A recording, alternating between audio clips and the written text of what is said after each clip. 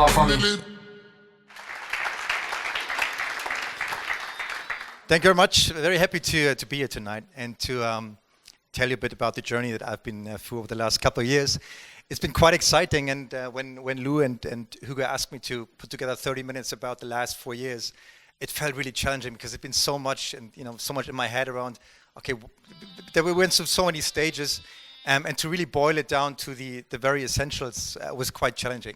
I gave it a try. Let me know what you think after the presentation. Let's head right into it. It's a bit of a small screen here, so every now and then I'll try to explain to you what's on the slides. If you have any questions, if there's confusion, please let me know, and then I'll elaborate on it. Just quickly on myself, nobody can read this, so I'll just explain to you. I'm a co-founder of Foodpanda. That's a company in the food delivery marketplace sector. We were acquired last year by Delivery Hero, and I'm now part of Delivery Hero as part of the transaction. Before that, I spent some time in consulting. That was the very beginning of my career. Very classical, to be honest, like a couple of years of consulting, learning, how to drive processes, how to drive numbers, analyze, and so on. And then I had a short stop at a corporate, which was Axel Springer, and then I was also at a company called Wall Street Online for a couple of years, a stock-listed company that is in the finance sector. So my journey has been, I'd say, 50% kind of corporate consulting and 50% entrepreneurial.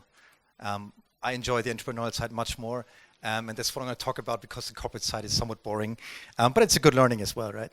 Okay, so how is the management set up at Foodpanda? Because we're going to talk about operations. Operations is a very diverse field. There are 2 million definitions of a CEO that you can think of. This is the CEO profile that I worked in. So we had 3 co-founders. We had a marketing CMO who was a specialist really only in growing the company, finding the best opportunities for the marketing invest.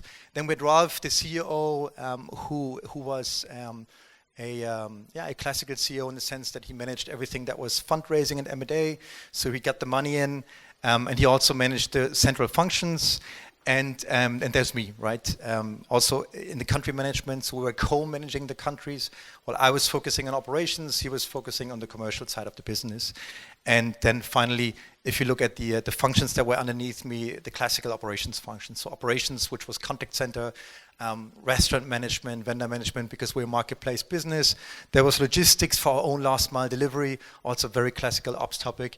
And then finally, I had product tech and BI underneath me. Of course, there was a CPO and a CTO who were driving the topics, but from a management MD point of view, I was looking at these functions. We were also quite agile. So we, throughout the 4 years, we kind of shifted around a bit the topics. So there was no, let's say, that's my topic, I will never give it up, but we always try to adjust to the specific situation, whether there was an acquisition or a fundraise going on, then I had to take over some topics from Ralph and vice versa. So I think that was also a good thing to be very agile about it. So to sum it up, operations in let's say my perspective was general management with a functional operational focus. Yeah? It's actually, like when I put this together, I realized it's really been a very wild ride that we've been doing over the last couple of years. So Foodpanda started in 2013 with basically the incorporation of a Berlin holding to kind of launch countries and put them onto that model. And we had, in 2013, I'll just read it out to you, we had 300,000 orders that year. And we had 14 countries at the end of the year and 2 brands, Hello Food and Foodpanda, the 2 kind of organic brands that we had. And then we had a very hot episode for that business model where it was really, there was strong demand by investors to kind of scale this model across different markets. So we raised 80 million in 2014. We then raised another 202 million in 2015. We actually made it up to kind of the very top of the fundraising list in Germany and also top 10 in Europe. So it's really massive funding. That we acquired, and we scaled very quickly then to basically 28 countries, 22 brands. Why do we have 22 brands? Because we did massive acquisitions, right? We did 11 acquisitions in 2015 and 9 acquisitions in 2014. So in total, we raised $330 million and we did 21 acquisitions. So really very, very strong M&A part of our track. By the end of 2016, just before we were acquired, we had a company size of 2,300 employees, a bit more than that, 26 countries, 13 brands. So we had consolidated a bit in 2016 because we just had acquired so much. We had a lot of complexity in the company, and we had to kind of get rid of it. And then we basically did the exit to Delivery Hero. So if you look at what's the kind of company size, the batch size that I've been working with over the last 4 years, it's actually a factor 1,000 from the first year to the last year, which of course means a massively different company. To manage a scale of 1,000, you need a completely different type of organizational structure, different type of people, different type of focus also from your own person. Of course, managing a small company is something completely different than managing a large company. And that's, I think, quite unique. And this is also something what I want to share today with you. So I will now go through a couple of slides where I point out some of the things that I think have been really key success factors in our journey. Some of them seem rather generic because they're not purely operational. They're more also people topics and so on. But like looking back, I feel these were the success factors in our journey. So I hope you'll be able to pick some interesting thoughts for you guys. So what were the building blocks of success? Entrepreneurial founders, I mean, it couldn't be more like buzzword, right? Everybody thinks they're an entrepreneur, but I'll give you some more context what I mean by being entrepreneurial, because I think you can look at it quite differently. Then you need an awesome team, also no-brainer, but how do you get there? I'll try to give you some insights into what really made a difference in building up a good team. And then, because I also had 2 different roles that I was taking, there was the startup CEO, setting something up, building a blueprint, but then there's also the growth CEO, which is a completely different role where you need to kind of scale up what you have built as a blueprint, as a foundation. It's again a very, very different profile. And then I think the fund, grow, exit challenge, I try to kind of build a bit of a framework around fundraising because it's very tricky. I mean, all of you know that who have been trying to fundraise. What's the right timing? What's the right valuation? What's the right ticket size? So a lot of challenges around fundraising.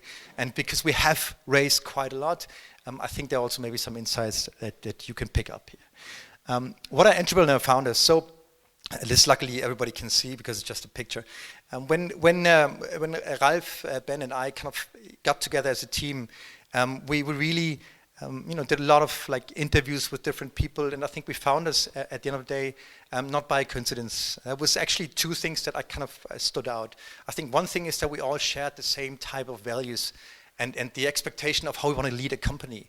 So we believed in zero politics, and we believed in performance. We believed in straight talking, no complicated type of communication, but really straight to the point. We had a very similar approach of how to build a company and how to build a team. And I think that was very apparent also from the discussions that we had before actually deciding to start this journey. And the second thing is, even though we were quite similar in, let's say, in work ethics and in what we perceive to be a good way of managing country, we were completely complementary in terms of our skill set. So Ben was like a real marketing expert, very deep into marketing, and really very diligent, very deep in the details, very, very good marketing guy. And then we had Ralph, who was basically a true entrepreneur. He'd always done basically one venture after the other with Rocket Internet, with Oli Zamba. He was in Yamba, and then we was in Skrill, which is like a kind of like a money wallet company. So he was always an entrepreneur, and I was kind of self-made, and I was the guy who took like a bit the boring way from consulting and then a bit through corporate, like always digging into numbers and so on. So I think that was very complementary at the end of the day, right? And together we felt that we could really make the right decisions. Also, we really were we felt very safe with each other, that we could trust each other, and that we would really do this from the very beginning to the end. There was no doubt about it, basically from day one. So I think you always have to be a bit careful doing a bit like association with military stuff, but it really felt like this. Like we wanted to do this, we wanted to be successful at the end of the day, and go out there as a winner. And it's a very competitive market. So I think the association to like a military style scenario is not that wrong, right? I think if you embark on that journey, it is something that will take a lot of energy. You will have to sacrifice time, with family, with friends, etc. And this is what you have to do, and you have to be ready for it. Yeah, it's not something you will just do like in a 9 to 7, 9 to 8 manner, but you will work very hard for many, many years. Pick the right team for that. It's really important. what is also entrepreneurial, and this is something I really particularly like. I think all of you will have probably read this, like this Amazon shareholder letter that Jeff Bezos always attaches to every annual report that he's distributing. And like this, it's always day one. He basically, for him, that's kind of like a dogma to fight corporate behavior, to fight basically getting into the comfort zone and not taking decisions fast enough anymore, to be slow and to then at some point be disrupted by other companies. And I think if you break down, it's always day one, what does it actually mean, right? And I think how we interpreted it was that we always have to be ready to spearhead the change if change is required. And we had a lot of pivots in our business model, and every single one of you who has been like on this journey for a couple of years will have gone through some changes in the business model where you have to adapt. For example, we started as a marketplace business, but then at some point realized, damn, we just have to do delivery. There's no way around it. If we want to be successful in Asia, for example, there's no way around doing delivery. So we enforced that change and we said, okay, we're going to do it. We built up a department. We brought in the right people. It can also mean that you have to adapt the organizational structure and put different people in charge. It's very unlikely that the team that you start with today, that the team entirely will be the same team 3-4 years down the line. You have to find the right point in time to make a switch and to also maybe say goodbye to certain people in the team. These are the tough decisions, but they have to come from you. And always day one means every single day you have to be ready to ask yourself, am I doing the right things? Is it the right team? Is it the right set of people? Is it the right business model, or do I have to do a pivot? And then you have to do it. You have to be ready for it. And this is something that's very difficult to figure out, like what's the right timing for this, but I strongly believe in that. So that's the essence of being an entrepreneur from my point of view. Talking about the team, and this is something that, looking back, I think was like a big accomplishment. We did many mistakes on the way, but I really felt that we had a very good team set up. We had somehow a culture of performance orientation, but also of excitement, of passion. People were working in the office from morning till night, and we really brought in amazing people. And what was the reason for it? I think from day one, we really created an environment that people felt attracted to, where they said, okay, this is really something where I can spread my wings, I can really, excel, I can develop. And I think it's very important. I'll read this out here because nobody can read this probably back there. But the factors that I feel are really key for an environment that attracts, Superman or other superheroes. It needs to be transparent. Be transparent on numbers. Be transparent on performance. Really, be very straight in the communication. Be fast in conflict resolution. Conflicts that are building up in a team need to be resolved immediately by addressing them openly, talking about a solution, and then deciding for a certain path to go down to. But don't let conflict sit. It's poisonous for an organization. Clear ownership. I think this is really, if you're getting young people, like high potentials that also could go to a McKinsey or another company, if you can basically give them, like a certain responsibility around building up a certain topic, a certain function, it's so exciting for them. They will develop so much drive and energy. This is something that's really, really important. Empowerment and management by objectives instead of micromanagement. So really empower the people, let them make decisions. Of course, like if somebody is junior, you have to be a bit more careful. But ultimately, this is what startup is all about: empowerment, ownership, being able to take responsibility. On the other hand side, the kryptonite for Superman in this case is indecision, just sitting on decisions, not doing anything. Slow speed of execution. Let's not take a decision. Let's maybe talk about it next week. Let's analyze this. Let's do the 10th analysis on this and that. And this will really slow down the team and demotivate people. Underperformers are also toxic for an environment. If you basically have people in the organization that are obviously underperforming and it's being tolerated by the management, it's something that is just toxic. It will just poison the whole company. And then micromanagement, and obviously you have to differentiate, but I also strongly believe that micromanagement is counterproductive in the long run, especially with high potentials. So put rock stars in leadership positions. I think this is a very, very important point. It's also connected to the first slide. So there's a saying, it's actually a German saying, I don't know if it's universal, but A people hire A people and B people hire C people. It's completely true. I mean, it's probably the most true kind of basic rule that I've picked up over the last couple of years. Like this comes more from a corporate environment where you would say that people who are weak, they always hire weaker people because they don't want them to, be strong and overtake them from a career point of view. But that's not the problem in the startup. In the startup, it's different. The problem in the startup is that a B person will not be able to attract talent on an A level because A level talent is very scarce. It's very rare to find a good tech lead, a good CPO, a good CTO. It's very, very hard. You have to pitch in like crazy, really have to make a strong case to get these people. And the people will sense whether the person that he will be reporting to in the future is a strong person or not, whether he can learn from that person. And that's the main reason why B people are also, B people will create bad teams, and they will waste your money, and don't hire B people into strong positions. And this is primarily true, or like even more important, if you're internationalizing. And then this is also something where we picked up a lot of experience. If you hire an MD in a country to kind of start your operations, let's say in Asia or in south of Europe, you will not have access to that person on a daily basis. That person is taking 20 decisions a day. And if he takes 18 wrong decisions, it causes massive damage to the company. So if you hire a person, an MD in a country, you have to be twice as careful to hire the right person, right? So what I hear a lot is basically in like when I talk to people from startups, we don't get the right people. We just don't get the right people. We cannot hire the right talent, and then they basically compromise. And that's not what you should be doing. Hiring is ultimately conversion funnel, right? And this is a bit, I guess, difficult to see from afar, but I'll just sum it up. So we had the problem in tech recruiting that we just simply were not signing enough people in tech, right? And we really tried to, like, we analyzed very concisely, like, what is the problem? Why am I not getting in enough people? And we basically kind of drilled down the whole recruiting funnel. So we had the amount of CVs we're generating, and this could be different sources. And then we had basically a test that we were sending out to kind of get like a feedback, like a quick turnaround, is this guy good or not? Then we had a quick call with the candidate, and then we had a final call with the CEO. Then we would extend out an offer. He would accept the offer. He would start as an employee, or he would basically cancel, which was very rare. It only happened one time. But what we figured out were two things. A, we were not getting enough CVs. So we completely changed the way how we generated leads in recruiting.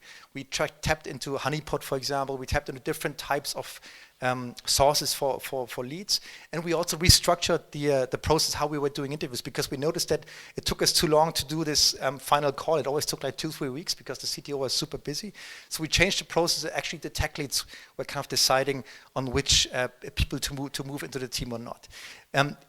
Analyze where your problem is in HR and then solve it, but you can solve it. But don't accept to have only one candidate for positions. It should always be 2, 3, 4 candidates. It's unacceptable to just opt for one person because he's the only guy there that is available for the position. You cannot settle for that, right? Recruiting is absolutely key, and it's solvable. Party, laugh, and cry together. So I think this is also something that really was special at Foodpanda.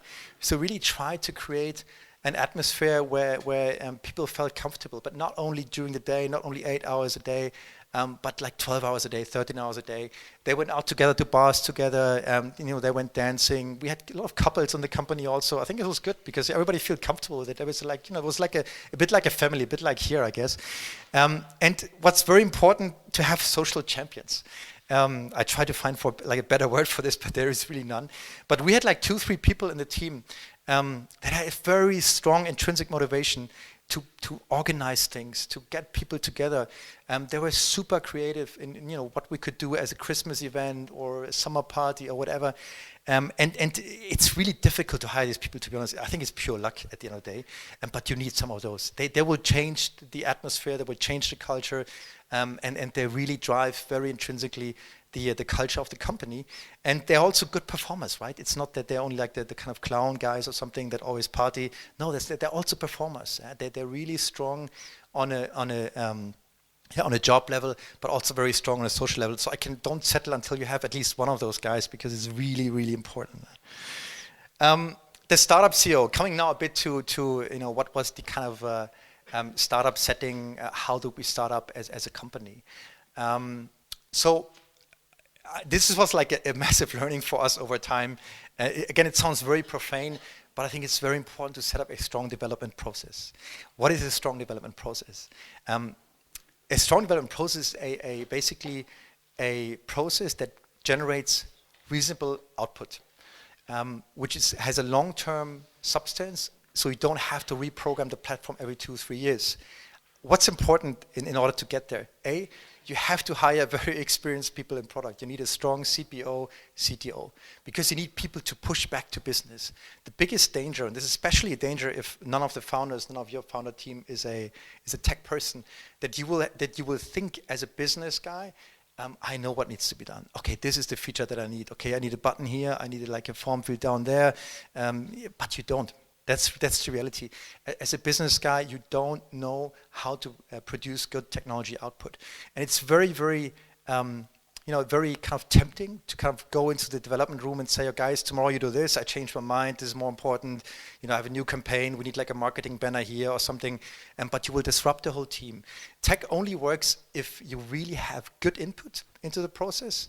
If you're aware of the fact that you will have, it's a scarce resource, and every story that goes into that process has to be relevant. It has to have a high business value, and you also need to kind of accept that you have to prove that value to the product manager by making a calculation on business value, for example, right?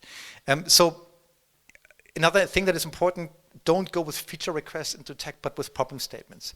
This is what I want to solve. Get the product guy involved in finding the solution, because that's what he's meant for, right? That's his kind of expertise. There's a business problem. I'll find a solution that works on the product side with you, and then I'll spec it in a way that tech can work with it. You need gatekeepers in between every part of this, right? This is the problem statements, then the discovery process, so you don't just jump into development, but you discover the different possibilities that you have. Then you develop, then you have a QA process, and then at the end of the day, or the end of the process, business will basically get a feature, a product, whatever, an app, something that they can work with. So this, from my point of view, is more important than what's the kind of sprint rhythm. Is it 2 weeks? Is it 1 week? Is it Scrum? Is it Agile? How Agile is it? The basic principle that you have to prevent is garbage in, garbage out. That's the biggest risk in the development process, yeah? That you mess up by just kind of overwhelming the tech teams and the product teams with random stuff that is not properly prioritized. Something that was very valuable for us was to bring in external experts for topics that are generic and functional in nature. So in our case, we had sales operations, customer care, logistics, and vendor management as kind of generic topics. I mean, we knew that this is something we have to solve. We didn't really have the expertise, but we knew that there were other people out there that had the expertise, because these topics are super generic. Like sales operations is pretty much the same. B2B sales is the same in every company, right? And customer care, it couldn't be more generic. I mean, solved 200 times out there by different people. Why reinvent the wheel? Get an expert who sets it up for you. Logistics is a bit more tricky, because we do real-time logistics, which is not that kind of proven or common out there. And vendor management, like that's a typical marketplace function. Again, lots of people solved it out there.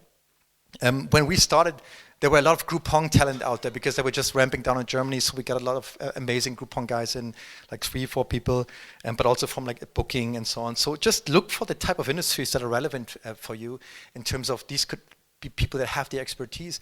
You can shortcut a lot of development, a lot of kind of trial and error just by getting these guys in. Yeah, so get the 80 minute, it makes definitely sense. If you want to, like, when are you ready to scale for more countries? And again, this is like super high level, right? But I kind of try to like dill it down a bit to what are the key details that you need to factor in. So just to explain this, we have the front end, the back end, the core, we have business processes, and we have a KPI layer. This is like in a nutshell, right? Like what every platform should be looking like from a business point of view. From my point of view, what you need in the back end, you need a CRM. Something, this is again also specific to our marketplace model, of course, right? But we need to have something where we document the interaction with our restaurants. You need a contact center solution. If you are exposed to a lot of contacts, of course, only then you need it. If you don't have it, you will die when you scale, because you simply, your basically communication pipe is exploding and you can't manage it. You need a closed loop ticketing system. Every customer interaction that you have should not be lost in an email, whatever, like some guy who left and has it in his email, then you lose a lot of contacts. You need a closed loop system so you don't lose track of any contacts that you have. An accounting system, that's obvious, right, that you need that. And then, like, as a rule of thumb, from my point of view, you should have 90% of the tasks that your staff has to perform should be standardized and defined in terms of the SOP. So what's the SOP that they're following? And ideally, it should be supported by a workflow solution, a ticketing system, or something similar. Because otherwise, you will replicate the problem if you scale across markets. You will need huge amounts of staff if you grow, if basically you need to kind of improvise for 10% of your contacts or your tasks. And also, you will just build a lot of informal processes in the countries that you cannot track there. You have no visibility around that if you're not capturing them in a system. And then on a KPI layer, of course, you need a functional reporting, which means sales, marketing, etc. They need to be really aware of what they're doing. They need to have the proper activity KPIs, success KPIs. But don't forget to focus on the customer. Big mistake that many companies do. They have like all their nice functional reporting. Every function is excited about hitting certain KPIs, but at the end of the day, they're not hitting the customer needs. It's not synced, right? Because it will not be synced in the beginning. Whatever you do as a function will not necessarily deliver a good result for the customer. So have an awareness of how is the customer feeling. Anybody seen this type of graph? Like who's seen this? Like one?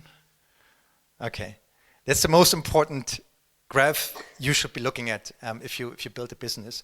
It's basically a cohort graph. So again, you will not be able to read it, so I'll just explain it. Basically, it shows you for every month how many new customers did I acquire in that given month, and then you can see like how many of these customers reorder over time. Right? It's like a cohort analysis. These are customer cohorts, so it basically means returning customers. This tells you exactly how your business is doing and how it's doing over time. Is it improving? Because when you will start the business, you will not be doing well by definition because you just started out, right? You have immature product, immature processes. So you need to understand, okay, how is it improving? So this graph tells you exactly how basically these cohorts are improving. So what you can see here, I think maybe you can see the shading a bit, but in this country, there used to be like 9%, 6 months cohorts. Then over time, they kind of improved to 17. So they doubled the loyalty of customers over the course of roughly 1 year. That's how it should be looking like, right? That you improve your cohorts. You can then also drill very deep into this because ultimately reorder rate is the currency of cohorts. It's just basically over time reorder rate. But you can also break down reorder rate more concretely. What are the factors driving reorder rate positively, negatively? You will need a data team, of course, to do this, right? It's not something that you can easily do, but you should have a graph like that. Only that way you can really build your business successfully. Like another interesting tool that I would suggest you to look into is the NPS driver tree analysis. NPS, who knows NPS, Net Promoter Score? All right. Okay, it's very basic. I mean, read it on Wikipedia. It's really important. And that promoter score is like a universal kind of benchmarking analysis that you basically do to understand a customer loyalty and what's driving it. Yeah? So there's like it's from 0 to 10. Basically, what this analysis does, you conduct some interviews and then you kind of send out review forms, and after that you will know exactly what's important for customers and where are you under and overperforming on what criteria. So it's a very, very good methodology, NPS driver tree analysis. If you have these two analyses, you will be pretty much aware of what's driving loyalty and what's detracting customers. So I mean, after you've built like a kind of successful product that's successful in the market, you're having some traction, you got a bit of money, your Series B, now it's time to scale, right? So what do you do? First of all, I think you need to understand your P&L. It's very, very key. And I mean, it depends a bit like how have you been bootstrapped or not, then you will understand your P&L better than the ones that have some external funding. But what I would really suggest is that you like every founder should have a complete awareness of what's driving his P&L. And one mistake that I've seen very often is that costs that are actually fixed cost or that actually marginal costs are allocated to fixed costs. A typical case is customer care. Customer care is very often kind of dumped into fixed costs because it's fixed cost. I mean, they're just taking calls, whatever. But of course, orders are ultimately driving these costs, and every cost that is driven by orders should be here.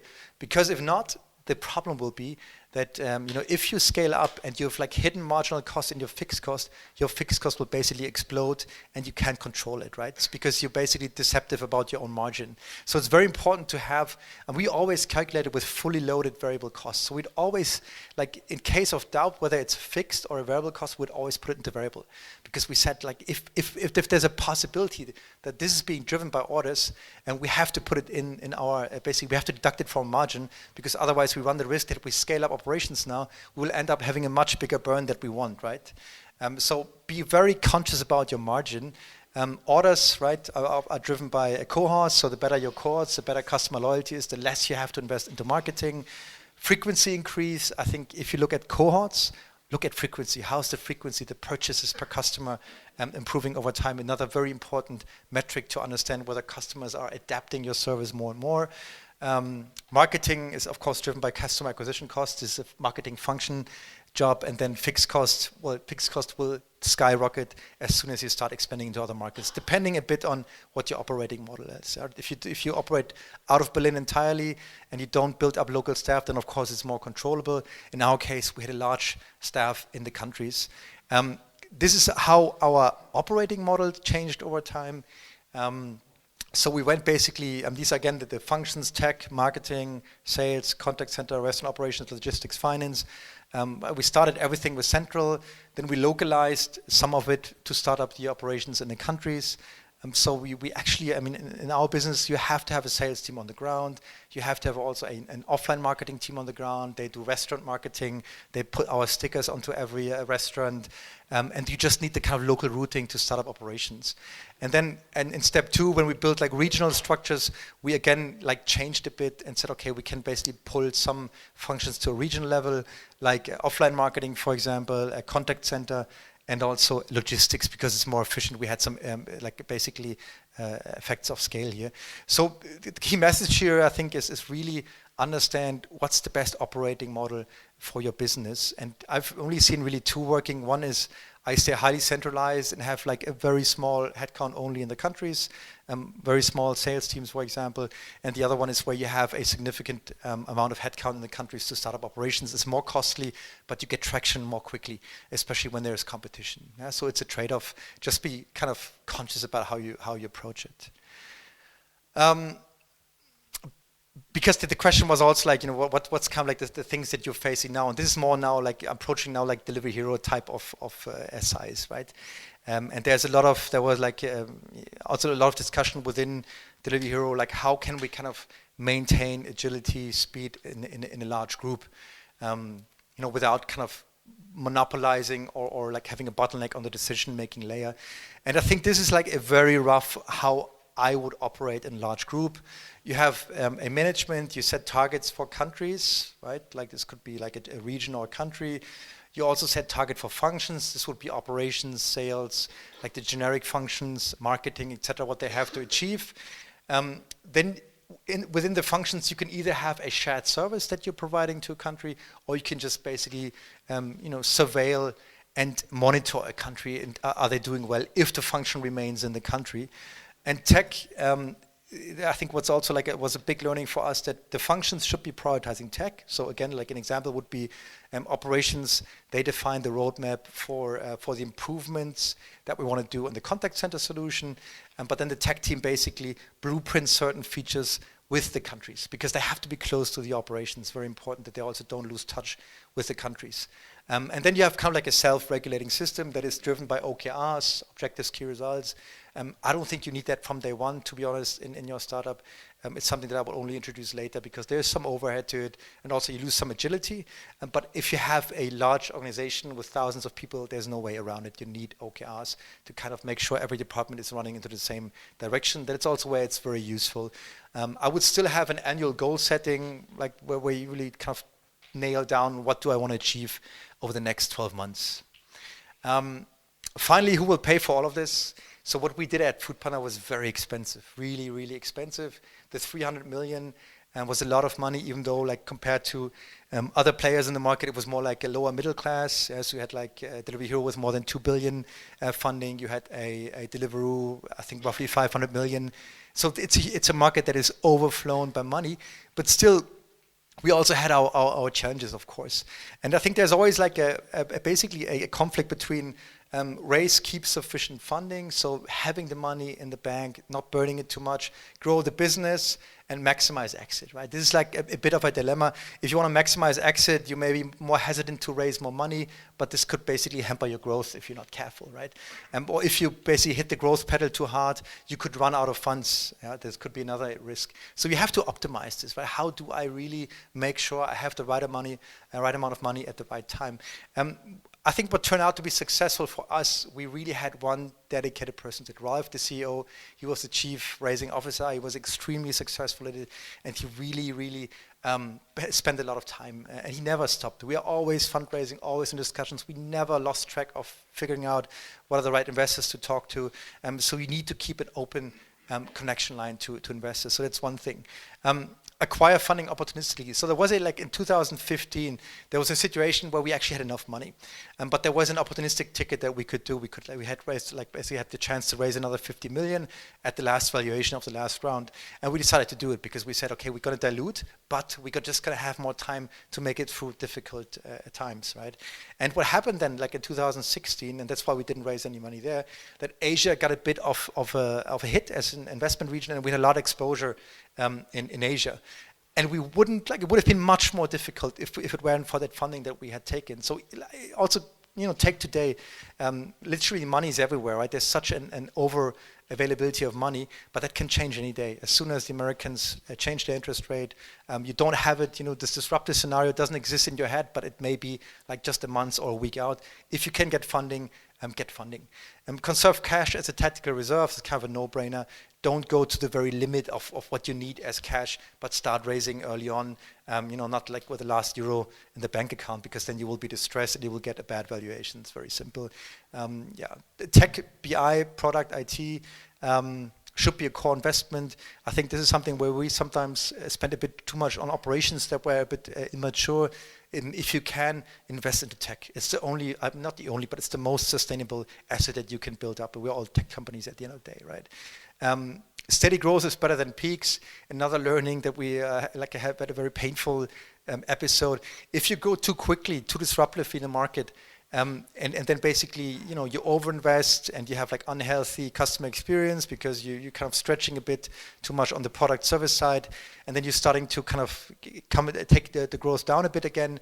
You will always chase that year-on-year growth because that bump will be in your balance sheet, it will be in your P&L, and you will be chasing that growth. So don't do really kind of this growth peaks, but rather try to grow gradually and never lose the growth momentum, right? Because growth is ultimately also kind of the currency that you need in fundraising. The more growth, the better, of course, right? Okay, that's on fundraising. And then finally, no presentation without SpaceX picture at the very end of it. I think it's very important that you aim for something large, for something big. Because it's really still, and I strongly believe that, a unique window of opportunity in the market. I mean, there's still so many businesses popping up like Auto One or whatever, that are becoming billion-dollar companies. There's still a lot of opportunity out there. Don't aim for a couple of million business, but aim for something bigger, for something international. Get your investors on board with this. It's very often very helpful also to look for investors outside of Europe or Germany.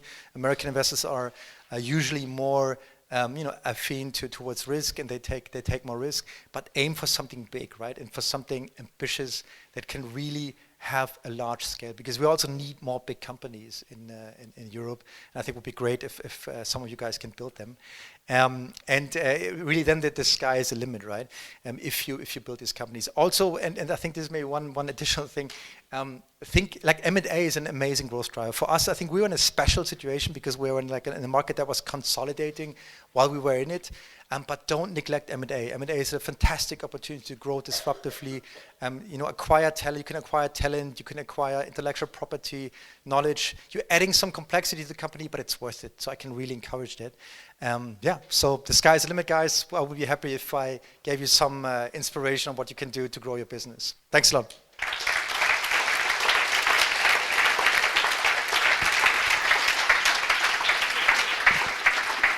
Hi, thanks for sharing your experience with us, and nice job on conveying the information and everything you've done. I kind of have two questions. The first would be at the beginning of a company, like the band of brothers things that you said. Would you recommend like 3 founders to split equity equally, even though there may be differences? For example, one brings the idea, another starts a couple of months later, or what would be your approach there? And second, the growth phase. It would be interesting for me to know how did the people you started off with adapt to the management change required, and did they stood up to the new experiences and the problems that come with it? So the first question, I think there's no universal rule how to share the equity, right? I think this is something that is, and this is the first task of an entrepreneur, is to then negotiate that. So when the 3 people, get together, they should negotiate it. You have to negotiate things, and you have to take into consideration different level of seniority, a different level of experience, and maybe also different, share of responsibility that these people take within the company. So I don't think there's a universal role. I just think that everybody should have a significant upside. Yeah, so which means a significant share in the company, or at least if it's a smaller share, it should be a company that has been allocated with a lot of funds already, with a really significant growth potential. So I hope that answers the first question. On the second question, I think it's a selection process, to be honest, right? So I think you start up, you have a certain team, you cover the functions, you put people in charge. But this naturally changes. You will see people that evolve amazingly, that really can take on more and more responsibility. And I think it's also important to leave that room, right? You have to leave some open space, because you have to identify these talents, and don't kind of draw in borders too soon, but rather say, okay, if this guy is really so good, I'll just give him another topic, another challenge, another project. And this is also a bit what I was talking about, preparing an environment for these type of people. You will see vast differences. I mean, you will see people that develop amazingly, and they just basically are kind of jumping over several layers of career over the course of 6 to 9 months. And therefore, I think it's be sure you identify the talent and the key drivers of the business impact that you're generating, and you promote them and give them more responsibility. And then there are some cases where you also have to phase out people. That's the reality, right? Get ready for it. It happens. Yeah.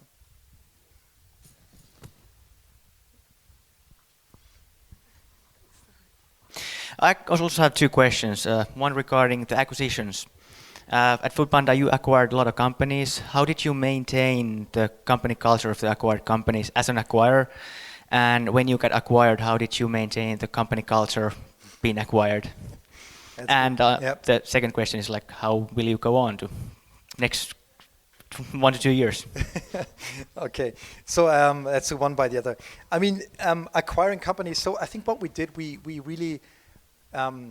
really tried to keep those companies quite independent for some time. So we always tried to make deals with the founders to stay on. So we always had, as a kind of general rule, we had a 2-year earnout type of structure, where the founders were kind of locked in for 2 years to stay on. They also had incentive to drive the business, so the better the business does, the more money they get. Very entrepreneurial, very straightforward, and I think we are really successful in maintaining founders at least for 2 years. And then I think there was a crossroads where some founders decided to stay on because they liked the challenge, or because they were super enthusiastic about the business model. And there are also many of those still in the company that remained with us, or they just moved on, right? Now we had 2 years to kind of transition, so that wasn't really an issue.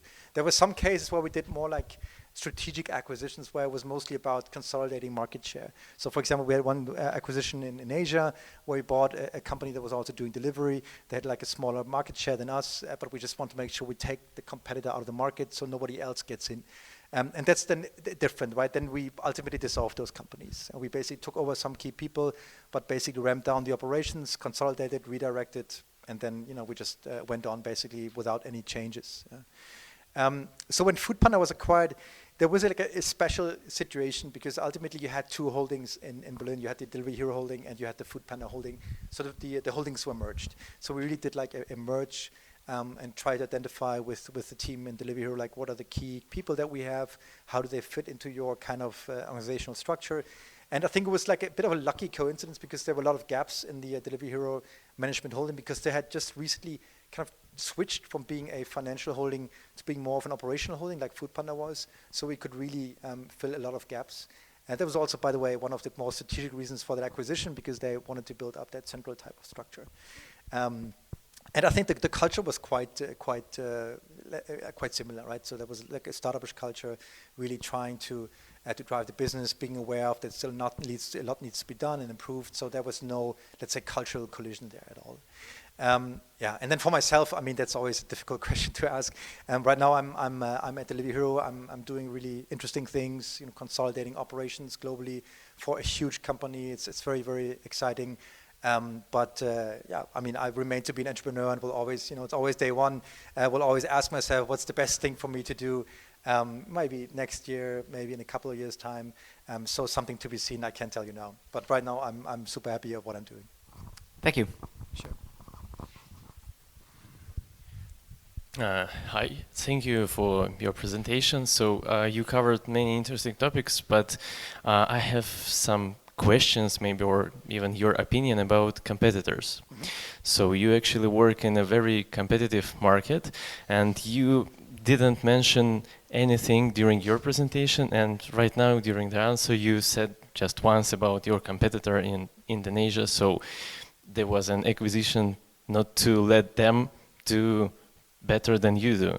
So could you please tell some, I don't know, your opinion or some ideas, how do you deal with the competitors, how do you propose to maybe make some research or, I don't know, so take care, let's say, about your competitors, how do you do this, and what are the advice to be better than all your competitors maybe?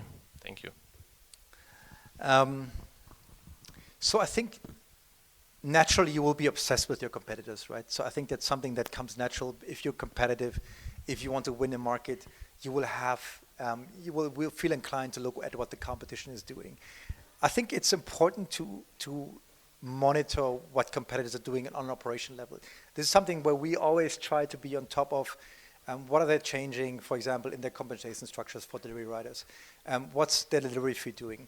How are they changing the minimum order value? So we really try to be on a very detailed level on top of what the competition is doing that could potentially impact our market position, our order development, etc. So I think it's important to understand where is this competitor heading? What's his strategy? I think you should know what a competitor does. At the same time, I think it's very important to also be like in your head independent of what the competition does and really develop your own rhythm, your own product. Really, I mean, some things you can copy, of course, but at the end of the day, I think you also need to build your own type of identity. And you also need to give the company and the organization the confidence that you're not just replicating what another guy does, but you really have an idea of where you're going and what you're doing. If it's too patchy, if it's too much of basically like elements of what competitors do, there will be something missing. There will be something missing in terms of a long-term strategy and identity, right? So what I would suggest out of experience, have your own style, build your own product vision, your own strategy, what you want to do, what you want to become, where you want to go to, and also convey that very clearly to the employees, but have very clear understanding of what the competition is actually doing on an operation level. I think this is how I would approach it. And then, then this is M&A perspective, right? So I think that this is also something that the food sector has shown clearly. At the end of the day, then it also becomes some type of consolidation. And the reality is the guy who has the more money has a high chance of winning the game at the end of the day. Yeah, so I think this is something that you have to be aware of. Like when is this consolidation starting in a market? And then you need to have the money in the bank. It's very simple. Otherwise, chances of being the winner at the end of the day is difficult. Then again, not every market is a winner-takes-it-all market, right? I mean, ours is clearly a market where the market leader can take a significant premium of restaurants, has a better inventory and so on. So it depends a bit, right? But our market is very, very competitive.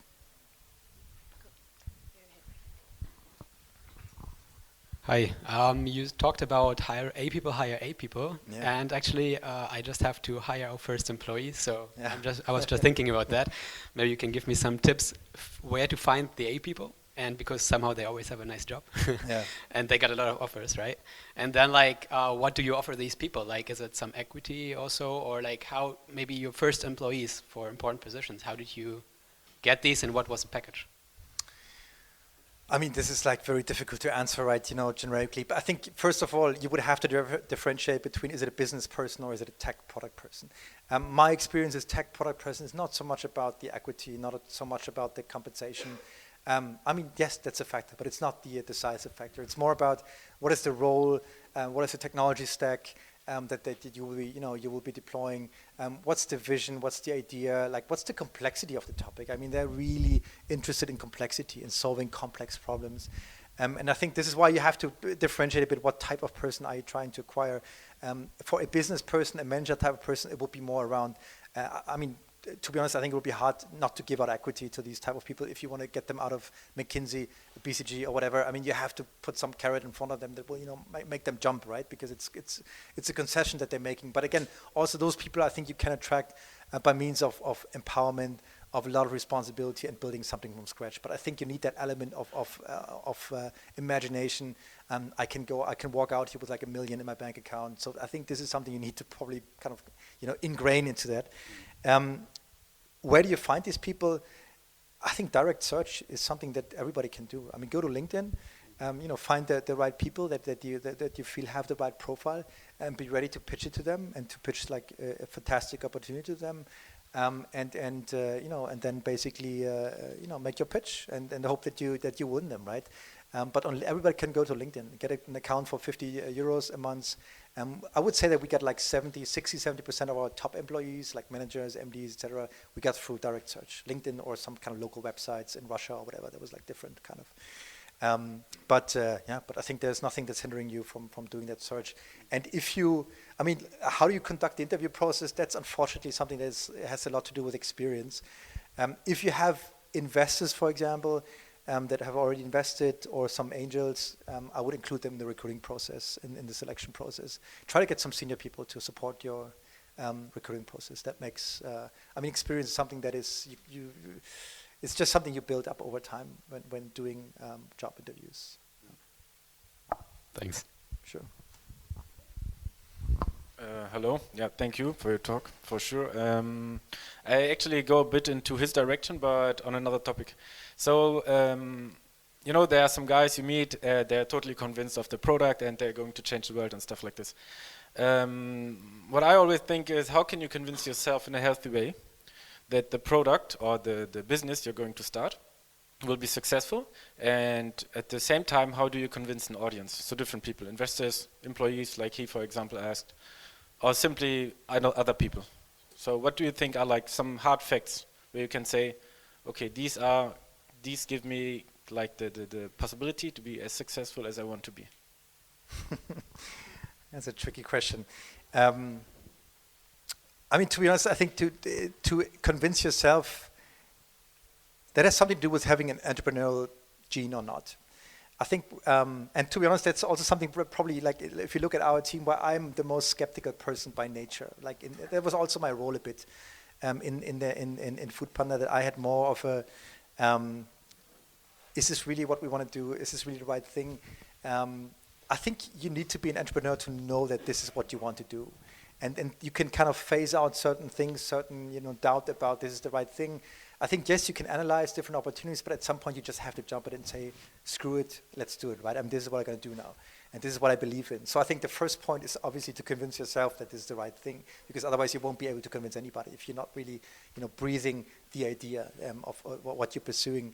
I think convincing investors has a lot to do with like solid kind of nuts and bolts, financial planning, business planning, put together a good presentation, a salesy presentation, right? That a good storyline. It's a technical thing. If you have the idea, if you have a good market, putting it into a presentation is more like where you can also get help from other people to put that together. But I think then to deliver the pitch is also something that you have to train. After like some time, it comes automatically. And also, like, the more success you have as a company and as a startup, the more natural it will come. Some people are better at it than others, naturally, right? There's a certain kind of natural ability to pitch and to sell. But I think it's something that you can train. and that you can work on. And ultimately, you're delivering that pitch for every employee, for every investor, and you just have to have it ready, and you have to be able to do it. Yeah. I think, does it answer the question? It does. All right.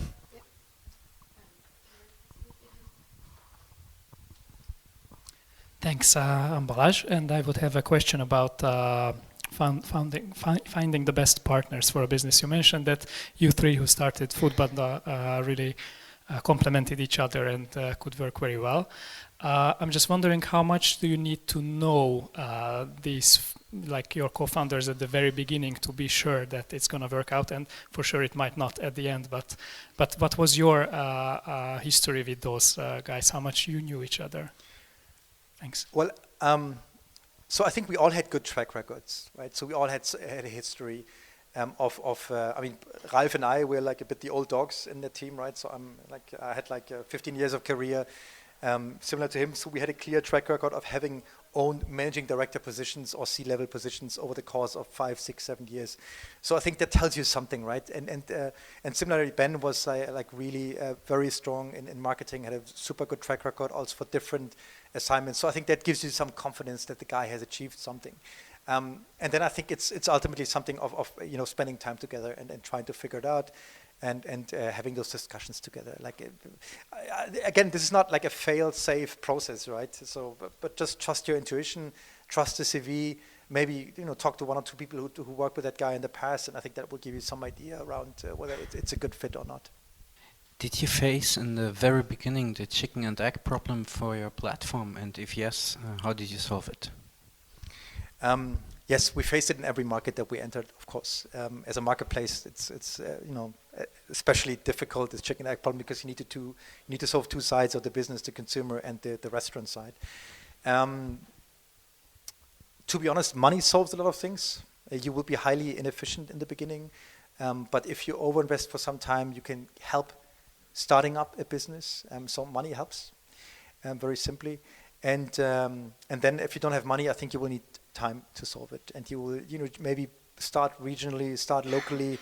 Don't go to Germany from day one. I don't know what business you're specifically doing, but I would always then try to kind of limit my scope to a certain vertical, a certain city, a certain industry, and before you scale the model, just kind of try to think like, what's the smallest proof of concept that I can build, right? The smallest blueprint that I can build, that I can then take to investors and say, look what I've built. I now want to scale it. It has amazing margins.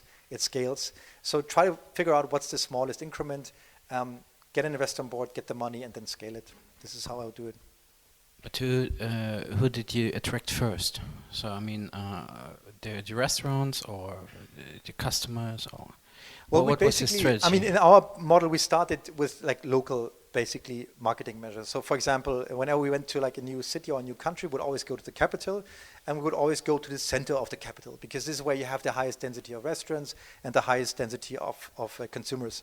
We would onboard restaurants and tell them, listen, in 3 months we're launching, we're soft launching this, for the first 6 months you will not pay commission, no downside for you. It's easy to pitch, right? Because they're not paying anything, basically.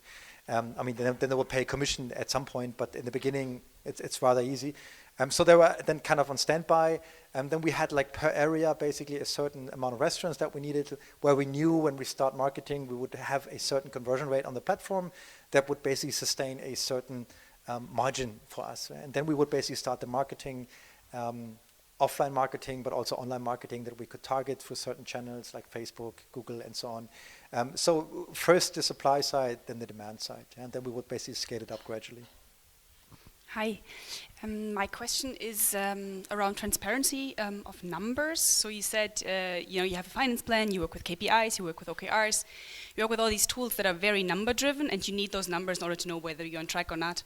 And I find it a challenge to see how much transparency you actually allow. In a smaller company, there's more transparency, but also as you grow, where does it make sense to keep certain information on a management level? Where does it make sense to really distribute it into all levels of your organization? And how do you deal with motivation around that? So KPI is never always green. KPIs are there to be to see where you are, and some will be off. And how do you keep a positive motivation when there's always something off, always something that you need to work on next? So on sharing KPIs, I think it's on sharing numbers. I think the key purpose of sharing numbers is to to have people understand why the company takes certain decisions. So why are we closing a country? Why are we, like investing now into TV advertisement? Or I think it's important for people to buy into a company, management is to also to be able to kind of comprehend why certain decisions are being taken. And I think we also had like a bit of a different type of circle, right? So we had like a core management team that grew over time, that were, of course, we shared more information with and were more open with than with, like, let's say, the rest of the employees, right? I think it also doesn't make sense to have a call center agent that gets the same level of information than somebody who's, the head of business development. So I think you need to distinguish, build like a team, a core team that you share more numbers with, because these are also the high potentials, and they always want more information, they always want more insights, they want more understanding of where you're going. So I would distinguish like to who you distribute what type of information, and of course there's also a red line of things that you would not share. We would not share like monthly burn, for example, or EBITDA, because the risk was just too high that this would leak out and then would be a problem for us. So there's clearly a limit that you have to kind of draw in, a red line, but I would always share numbers to kind of make people understand where you're going, right? So that's on the first question. So what was the second question? I just forgot it. Can you just repeat it? Yeah, the second question was around motivation. Yeah, if you don't hit KPIs. Well, I mean, if these KPIs are the right KPIs and the thresholds that you need to hit, if you don't hit them for too long, then maybe you have the wrong person in charge. So rather than kind of diluting the KPIs, I would think about maybe doing some adjustments in the organization, or trying to solve the problem jointly as a management team. But like, of course, KPIs are there to be realistically achievable, and not like some random KPIs that can never be achieved. But if they're achieved and not being achieved, then you have to act on it as the management of the company.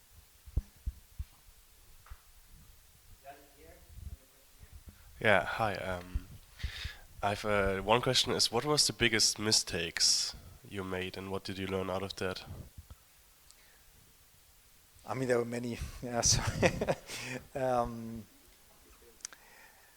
I mean, I think that one of the big mistakes that we did, and that we took a lot of time to resolve, we scaled prematurely. Right? We didn't have the platform that was ready to scale. We had a nice front end, we had apps and so on, but I think the big risk is that if you have a tendency to kind of look at your product when you think of scalability only from a front end point of view, not so much the back end, the kind of support staff and so on. And we were actually driving a high contact rate as a platform, like when we scaled, and this led to like a massive increase of manual stuff that we had to do in the countries. On the other hand, I think you cannot say it was purely or like a mistake from every angle. There was also a reason why we expanded quickly, because there was an opportunity in the market that we could capture market leadership in some markets, and we wanted to be first. So even though the product wasn't ready, it was a conscious decision. But from an operations point of view, I would have liked to scale later, because it cost me a lot of pain, to be honest, to fix the problems, and a lot of money. So I think that was one mistake. I think marketing efficiency is something that you have to be very aware of. If you spend money, how are my customer acquisition costs or my CPOs increasing when I scale marketing? And we also had like crazy campaigns where we just like spent a lot of money in channels that were not really proven, and it ended up being like pretty much a waste. But at least we made a good learning of what to do different next time. I think it's important to learn from your mistakes. So I think these are two examples, like a fast expansion and maybe overspending in marketing every now and then. Yeah, so these are two mistakes. There are probably more, but I think that's enough for now. Returning to motivation, you have a lot of employees, and if we would speak about the key employees, do they have some shares if they achieve something? What is their career path? What motivates them to grow if they already achieved something? Yeah. So I think the key employees, yes, like if they are there from the very, very start, and they are key employees from the start, like I said, I think it's reasonable to give them shares. I think our pitch was always our growth story. I mean, you saw it in the beginning, right? So we basically increased the scale of Foodpanda by 100x over the course of 3 years. That's opportunity enough, and that's a very exciting journey, because you will have a team that grows underneath you. You will have an increase in responsibility, more budget every month that you can spend. So I think growth is the biggest attractor in any startup. If you grow strongly, you will not have a problem to attract talent. And if they're the head of sales, from day one, I think the question is more like, can they remain the head of sales while they grow the company like crazy? Because they will have to really make a stretch, right, to meet those demands of a leader. Because at the end of the day, that person will have 30, 40 sales reps who started as a one-man show. He can have 30, 40 people underneath him in 3-4 years down the line. So the growth is your story. I have a question about how much compromise entrepreneur should make towards investors. And now as a public company, you also probably have to compromise with the shareholders and market analysts. Do you see along the ways you have to compromise more and more, and it's probably has conflicts against your initial visions? Well, I think this is a supply and demand topic, to be honest, right? I think you can, you have your shareholder agreement, and every investor that you get on board, he can either have a board seat or he can't. You can limit his rights to, influence the business or not. I mean, first of all, it's a question of like how much capital investors, potential investors are requesting to invest into your company. The more, the better for you, because you will have more independence down the line.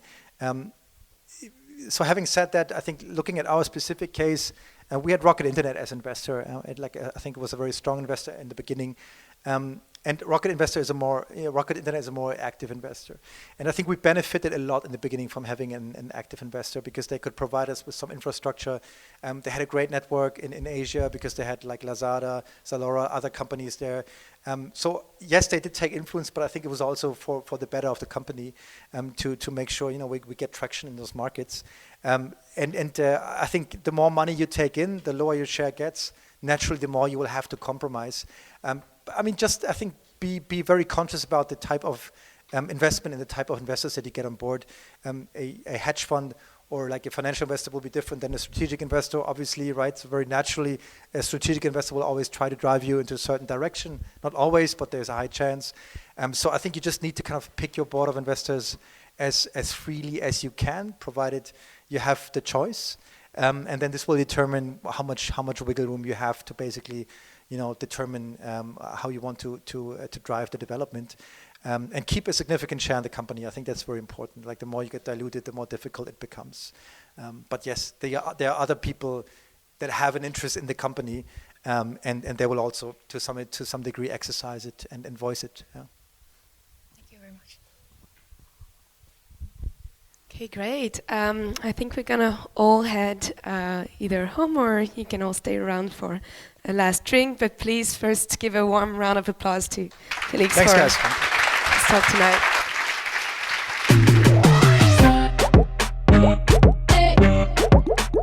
Que